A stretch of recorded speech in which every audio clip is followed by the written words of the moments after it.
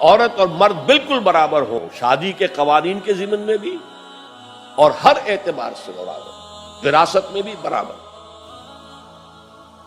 اور عورت اگر گھر کا کام کرے تو ویج طلب کر سکتی ہے مرد سے، شوہر سے، اور اگر وہ حمل کی سختیاں برداشت کرے اور وضع حمل کی تکلیف برداشت کرے اس پر بھی وہ معاوضہ مانگ سکتی ہے شوہر سے۔ اس طرح کی چیزیں سوشل انجینئرنگ ہو گئے، معاشرے کا تیا پانچا ہو گیا ان کے ہاں، فیملی لائف کے ٹکڑے ہو گئے، بکھر گئی فیملی لائف، ہے ہی نہیں، شادی کا بندھن نہیں، we are living together, that's all, we are not married, بچے بھی ہو رہے ہیں but we are not married, اس لیے کہ وہ میرج کے قوانین ایسے بنا دیے گئے کہ مرد اس کو گوارا کرنے کو تیار نہیں۔ آپ نے کسی سے میرج کی اور کچھ دنوں کے بعد آپ کی اس کے ساتھ نہیں بنی، طلاق دیں گے، آدھی پوری پراپرٹی، پورا اپنا سرمایہ آدھا دینا پڑے گا، کون مرد اس کے لیے تیار ہو؟ خامخواہ کائے کو؟ عورت کو تو مرد کی ضرورت ہے کہ نہیں ہے؟ وہ رہے گی میرے ساتھ، we are living together, we are not married. یہ ہے جو اقبال نے بات کہی تھی وہ 100% پوری ہو چکی ہے، تہذیب ختم ہو چکی ہے، تہذیب سنڈاس بن چکی ہے، مغربی تہذیب، تمہاری تہذیب اپنے خنجر سے آپ ہی خودکشی کرے گی، جو شاخ نازک پہ آشیانہ بنے گا ناپائیدار ہوگا۔ اب آپ نے سنا ہوگا بش صاحب واز کہتے ہیں شادی کرو شادی کرو شادی کرو، اب وہاں یہ واز کہنا پڑتا ہے شادی کرو، میرج کے کانٹیکٹ کے اندر بندھو۔ بہرحال اس وقت کا سارا عالم انسانی بشمول عالم اسلامی کے طاغوت کی گرفت میں ہے، اور یہ طاغوت اصل میں دجالیت ہے،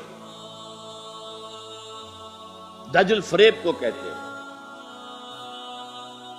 اللہ کی ذات کے اوپر اس کائنات کا پردہ آ گیا ہے، ہم اس کائنات کو پوج رہے ہیں، کائنات کو پڑھ رہے ہیں، سیکھ رہے ہیں، سمجھ رہے ہیں، خدا کو بھول گئے۔ حیات اخروی پر حیات دنیاوی نے پردہ ڈال دیا ہے، دجل اصل زندگی وہ ہے اسے بھول گئے ہیں، اور اس زندگی میں مگن ہے، گم ہے۔ کافر کی یہ پہچان کے آفاق میں گم ہے، اور مومن کی یہ پہچان کے گم اس میں ہے آفاق۔ یہ سارا نظام دجالیت کا نظام ہے، اور پورے عالم اسلام پر یہ حاوی ہے، مسلط ہے، کوئی ایک ملک بھی اس سے بچا ہوا نہیں۔ اس پس منظر میں دیکھیے، اسلام ایک اصولی انقلابی دعوت ہے، بدلو اس نظام کو، بدلو اس نظام کو۔ یہ جتنا کام مشکل پاکستان میں اتنا ہی یہاں ہے، کیا فرق ہے؟ 57 سال ہو گئے ہمیں، جو ملک لیا تھا اسلام اسلام اسلام اسلام کی رٹ لگا کر، وہ کہاں اسلام لایا؟ مسجدیں عالی شان بنا دی ہیں، ٹھیک ہے، لیکن اس کے علاوہ کیا؟ کہاں اسلام؟ کہاں اسلام کا سیاسی نظام؟ کہاں اسلام کا معاشی نظام؟ کہاں اسلام کا معاشرتی نظام؟ مخلوط معاشرہ ہے۔ صدر ضیاء الحق نے جب PIA کو ڈرائی کیا، شراب اس میں سرو کرنی بند کر دی، ورنہ پہلے انٹرنیشنل فلائٹس میں شراب سرو ہو جاتی تھی، لیکن اس نے بند کی۔ میں نے کہا، اور میں اس زمانے میں ان سے کچھ قریب تھا، میں نے کہا آپ نے بڑا اچھا کام کیا، دنیا تو یہی کہے گی کہ دقیانوسی آدمی ہے، یہ کیا کر رہا ہے، لیکن میں نے کہا آپ نے ایک چیز جو حرام ہے وہ تو بند کر دی ہے، دوسری چیز یہ ایئر ہاسٹسز جو جاتی ہیں، یہ کون سی شریعت کی روح سے جائز ہے؟ آپ حج پر نہیں جانے دیتے مسلمان عورت کو محرم کے بغیر، حالانکہ عام طور پر ادھیڑ عمر کی عورتیں، بڑی عمر کی عورتیں جاتی ہیں حج کے لیے، محرم کے بغیر نہیں جائے گی، نہ عمرے پر جائے گی۔ اور یہ جوان لڑکیاں جو جا رہی ہیں، ان میں کے ساتھ کون سا محرم ہوتا ہے؟ چپ، خاموش، کوئی جواب نہیں۔ میں نے کہا کیا کھانے اور ناشتے کی ٹرے جو ہے وہ مرد نہیں رکھ سکتے آگے؟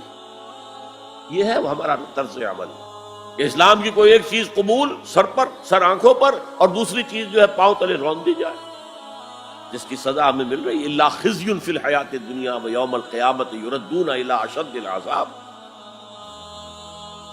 تو اب میں نے عرض کیا، کوئی ملک ہو، اقلیت میں مسلمان ہو، اکثریت میں ہو، کوئی فرق واقع نہیں ہوتا، ہر جگہ پر اسلام کو ایک اصولی انقلابی دعوت کی حیثیت سے پیش کیا جائے۔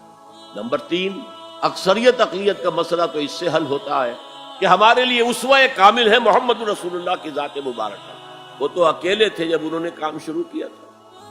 آپ کی اہلیہ حضرت خدیجہ رضی اللہ تعالیٰ عنہ، آپ کے دوست پرانے ابو بکر رضی اللہ تعالیٰ عنہ، آپ کے چچا بھائی جو آپ ہی کے زیر تربیت تھے وہی رہ رہے تھے، کیونکہ ان کے والد ابو طالب بہت غریب تھے، لہذا حضور نے انہیں اپنے پاس رکھا ہوا تھا، ان کے اوپر سے بوجھ کم کر دیا. يا رب فاجمعني بكل الصحب والأحباب واكتب لنا أن ندخل الجنات بالريان.